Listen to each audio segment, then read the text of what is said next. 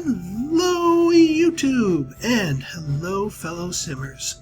I am Pinstar, and this is the Sims 4 Create a Sim Demo. Yes, EA has graciously given me an early advanced copy of this wonderful little tool, and I am here to share some of its goodness with you. Now, I have noticed that there are a number of other prominent Simmers who have also received this tool in advance, making videos and posting guides of all the wonderful customization options for appearances and body types and clothing and all that other wonderful stuff. So I'm actually not going to be focusing on that for my particular video here. Instead, I'm going to be focusing on the information that we have gained in the Create a Sim tool here and its relevance to the Legacy Challenge for The Sims 4. Now, for those of you who are not familiar with the Legacy Challenge, it is a challenge I created back in The Sims 2 and adapted for The Sims 3 and will be adapting for The Sims 4. It charges you with creating a single young adult founder, male or female, moving them into essentially a giant empty lot next to completely broke, and having them build up a family on that lot over the course of 10 generations with little challenges and points and goals to reach along the way. And so the whole purpose of the whole starting of your Legacy Challenge always starts with your founder, which is the one and only sim you're allowed to handcraft to your exact specification. All of the other sims that come after them will be subject to some form of randomness in dealing with who you get. So the creation of your founder, especially since their genetics are going to be going down for 10 generations, is going to be something I have a feeling a lot of people will want to be tweaking and perfecting during the tool. But bear in mind, if you have not gotten the tool, the demo will be released to the greater public sometime during the summer before the release, so you will have a chance to get your hands on it. So the most important part of the tool here in relation to the Legacy Challenge is the aspirations here.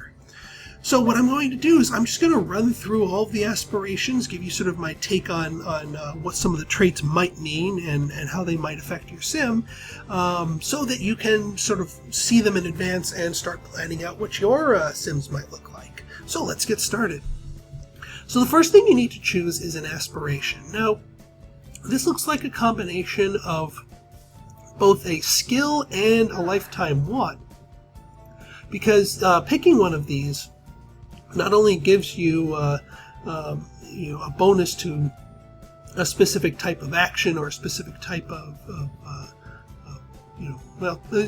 specific type of action, pretty much, but also gives you. It makes it sound like it's a goal that your sim is going after, because all of these are pretty much positive in just a different way. So I'm going to run through them here. So first we've got athletic, and there's only one subtrait to athletic: bodybuilder. Your sim wants to work out and become as strong as they can be. And picking that gives you the high metabolism perk, which is it is easier to stay fit and trim when you have high metabolism. Next we have creativity, and three ones here: painter extraordinaire, musical genius, and best-selling author. And the perk for that is muser. Musers get better boosts to their skills when they are inspired. Now, inspired sounds like it is one of the new emotions. So when your sim is subjected to the inspired mood, their creative skills get a boost. Next we have deviance, and that comes in the public enemy and the chief of mischief flavors. Public enemy sounds like, depending on how they structure the desires of the sim, sounds like might be an interesting new gameplay, because in the past the game usually doesn't reward you for being a jerk to everybody, and this sounds like it definitely rewards you for being a jerk. Mainly because you have dastardly. Dastardly sims perform stronger and more successful mean interactions, so their insults hit harder, and it also makes it sound like they win fights more often, which, if they're going to be a jerk to everybody, sounds like they're probably going to get in quite a few fights. Alright, next we have family. Now, an interesting one here, the successful lineage is essentially what the Legacy Challenge is. Your sim wants to have a family that succeeds in life. Well, that's what the Legacy Challenge is, but 10 generations down the tree. You're by no means compelled to choose that aspiration for your founder, but it would be thematically appropriate for at least one of your Sims along the way to pick that up. The other one is Big Happy Family. It sounds like the family sim traditional from back in The Sims 2. And their perk is Domestic. Domestic Sims will see their familiar relationships grow stronger faster. So, happier families between parents and children, siblings, all that good stuff. Alright, next we have food, and we've got Master Chef, not to be confused with Master Chief, and Master Mixologist, so food and drink, and your buff is Essence of Flavor. Sims with the Essence of Flavor make higher quality food and drink, so better food moodlets, or as I call them, foodlets, for that. So that should help keep the household happier. Fortune Sims, you've got Fabulously Wealthy, and Mansion Baron, which also sounds like it is a perfect fit for the Legacy Challenge, because since you start off on an empty max size lot, building it up to a gigantic mansion monstrosity over 10 generations is part of the fun of the Legacy Challenge, and this aspiration fits right into it. Their bonus is Business Savvy. They earn more than the standard rate from careers. Alright, next we have Knowledge, which sounds like a knowledge sim traditional from The Sims 2. And we've got Renaissance Sim, Nerd Brain, and Computer Whiz. And the buff from this is Quick Learner. Quick Learners build all skills a little bit faster. I have a feeling this is probably going to be one of the more powerful ones, depending on how they tune the buffs to the skill gaining. Love. All right, we got Hopeful Romantic, which sounds like the romance sim of The Sims 2, and Soulmate, which is actually more of a family type sim who's just trying to find the one and not trying to play the field. Either way, they get a luring, which is a bonus to romantic actions with other Sims. Next we have Nature, and we've got Freelance Botanist, the Curator, and Angling Ace. And in all three of these, your buff is Collector, so collectors can find rare collectibles more often. So it sounds like rare seeds for the botanist, rare fish for the angler, and rare metals and gems and whatnot for the curator. So someone who just goes around and gathers everything possible. Next we have Popularity.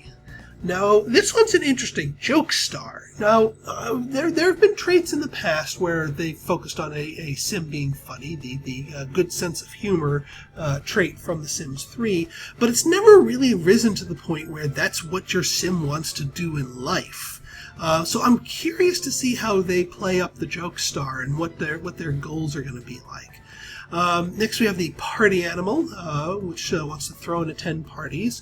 Now, with the whole introduction of multitasking in The Sims 4, I have a feeling parties are going to be a lot more interesting than they have been in the past, and that might make the Party Animal perk an interesting one to look at.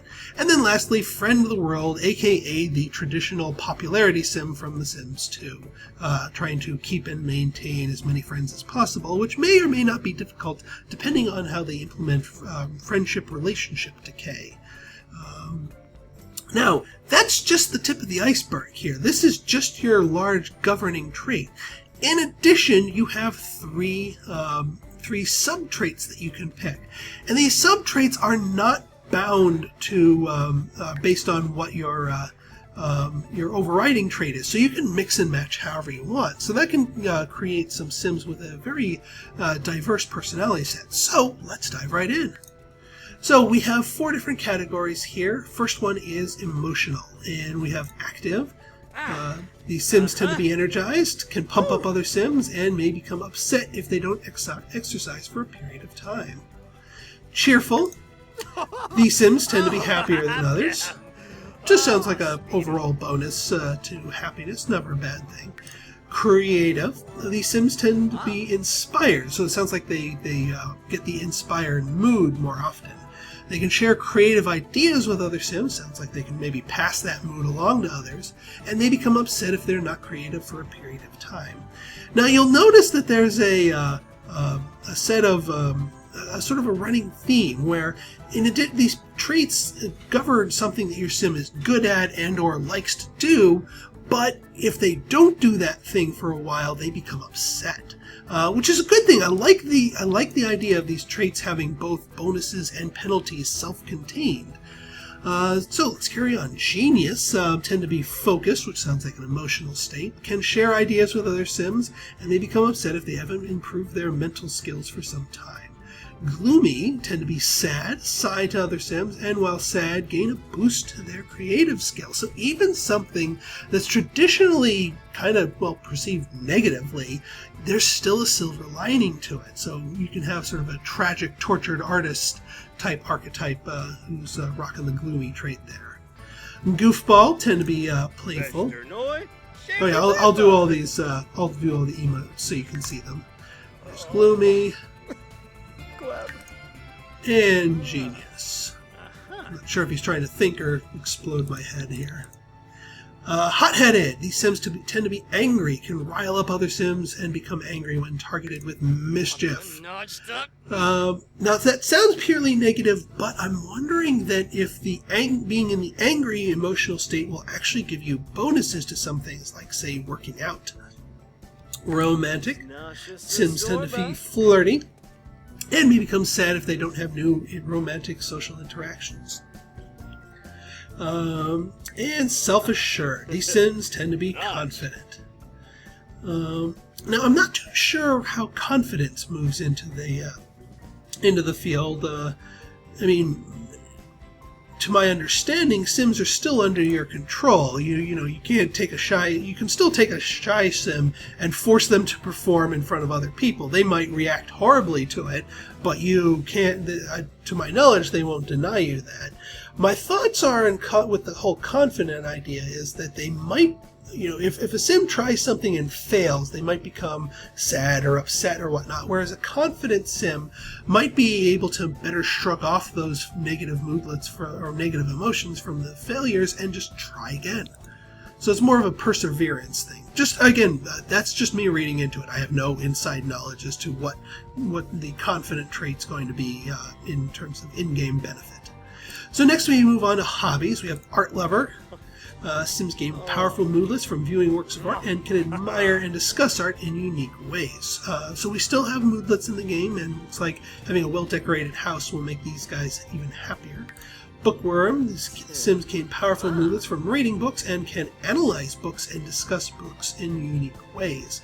So it looks like, especially with hobbies, you have shared conversation topics. So if you come across somebody else who is also an art lover when you are one, or a book lover, and you'll be able to discuss those and probably have a lot more productive relationship gains than just normal chit-chat and talking about the weather.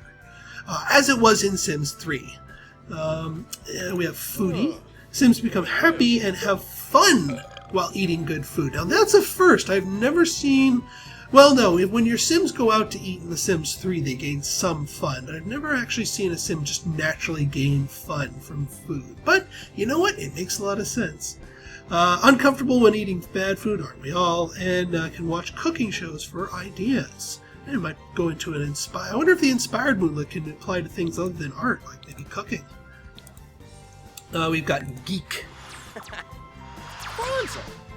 Where your head is accosted by imaginary jet fighters. These Sims become happy when reading sci-fi or playing video games, and they become tense if they haven't played much, are better at finding collectibles, and can discuss geek things with other geek Sims. Yeah, see, that just further reinforces the whole shared topics here. Music lovers. Sims gain powerful moodlets and boost their fun need when listening to music and become happy when playing instruments. Sounds good all around there. Perfectionist. These Sims take longer to craft items but tend to make them higher quality, gain powerful moodlets when crafting a high quality item, and gain negative moodlets when crafting a low quality item. So again, self-contained bonuses and penalties. Which should be interesting. Curious to see what some of the craftables are. We know a few of them, but I'm sure they have not revealed all of them yet. Alright, next we have lifestyle. Ambitious. These Sims gain powerful moodlets from career success. gain negative moodlets from career failure, and may become upset if not promoted. So it sounds like the workaholic Sims, or the ambitious Sims from The Sims 3. Childish. Gain powerful moodlets from watching the Kids Network, become playful when playing with children, and become happy when playing with children's toys. Straight port over from past Sims with the childish trait.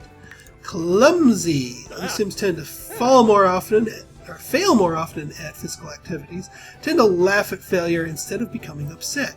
See, I like that. See, clumsy used to be just a pure negative trait in The Sims 3, but here they gave it a silver lining. They gave it a hidden benefit. Well, not a hidden benefit, but just a benefit.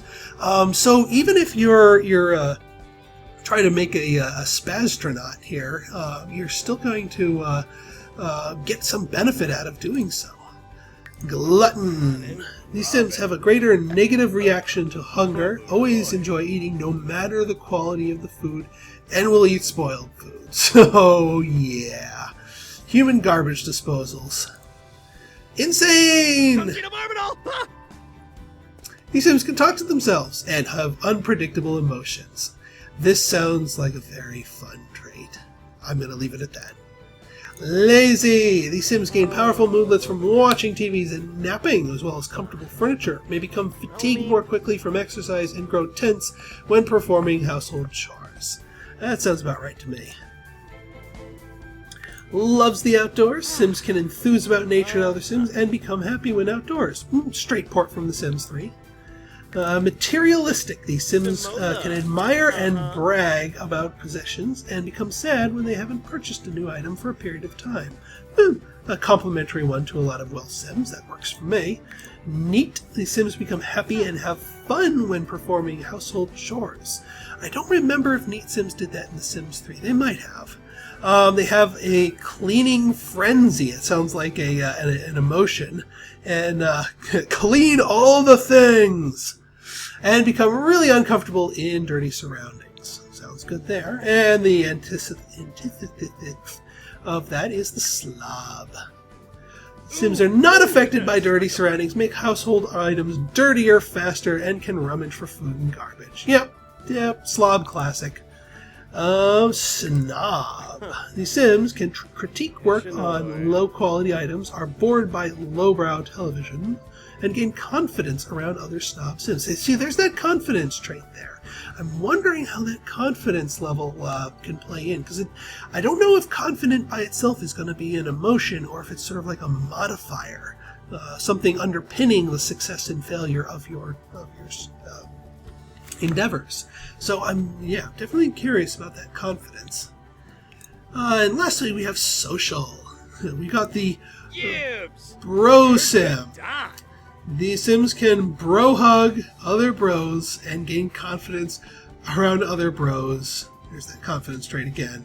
And become energized when watching sports. So, sports fanatics. And bro. Evil! These Sims become happy around other Sims with negative moodlets. I like that. They had it a little bit in The Sims 3, but it was so rare to impact. Very rarely did people fall in really bad moods.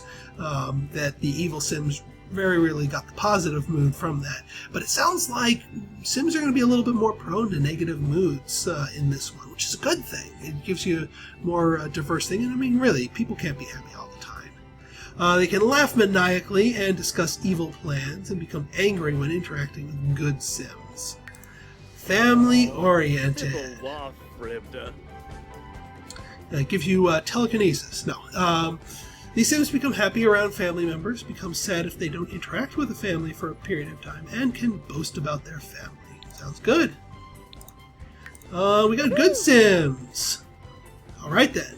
These Sims can become happy around Sims with positive moodlets, can donate to charity, become sad when interacting with evil Sims, and can discuss world peace. Sounds good.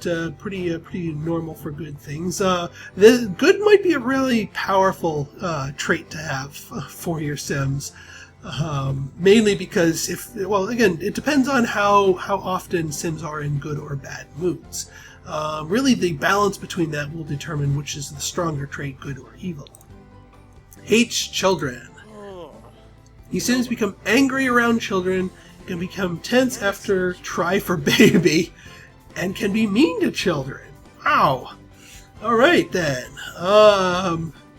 Yeah, let's move on from that one. Loner! The Sims can become happy when alone, do not receive negative moodlets when their social needs are low, become tense around strangers, become embarrassed more often by social rejection. So see here, there. It looks like just simply failing at something will indeed give you a chance at negative emotions. And these loners are a little bit more prone to that. I've always been a fan of the loner trait here. Sort of lets your Sim do their own thing here. Mean. Sims become happy when being mean or mischievous to other Sims and become confident after winning a fight. There's that confidence again. It again might be an emotion, might be an underpinning thing, but this definitely helps add into that whole deviant one where it actually gives you gameplay benefits to be a real jerk. And I like that. I mean, it definitely gives you a diverse way of playing your Sims up. Non-committal. These Sims become... they also get telekinesis there. Become tense after a while in the same job or relationship. Become happy when they quit a job or break off of the relationship. Take longer to propose and can discuss their fear of commitment. So, wanderers, essentially. But I like it how they incorporate it into both marital commitments and job commitments, because it definitely lends the trait a little bit more, gives it a little more teeth. Now, as far as an upside to being a non-committal, well, again, you become happy. A non-committal evil would be an interesting combination, because obviously, if you're going to break it off with somebody, you're going to make them really upset. You're going to be happy from being non-committal. You're also going to be happy because you upset somebody. So there's an interesting combo right there. And lastly, we have outgoing. These Sims gain powerful moodlets from friendly socializations, have their social need decay quickly, and gain more negative moodlets when their social need is low. So this is definitely very much a sort of a double-edged sword. The whole, when you are acting with other people, you're in your prime. But if you leave these guys alone, they will go stir crazy by the looks of it. And it looks like it could snowball out of control if they're out of the social circle for too long. They'll just be a shriveled up mess by the time they can get in touch with other people. So that is all the different traits you have to choose from. So using those traits, you can build your founder however you want. Pick whatever traits you want, whatever aspiration you want. And again, male or female, go from that. So go ahead and start your legacy families. Now, what am I going to be doing for my legacy challenge? Well, I've already got a founder in mind. I am going to be doing, once the game comes out proper, I'm going to be doing a full stream of an entire legacy challenge, start to finish, and also be saving those to YouTube. So here's version 1.0. I say 1.0 because this this demo does not have all of the different color options and clothing options that will be available in the final release, and I may find them some new colors and clothing options that suit my founder a bit better. But let's load her up, shall we?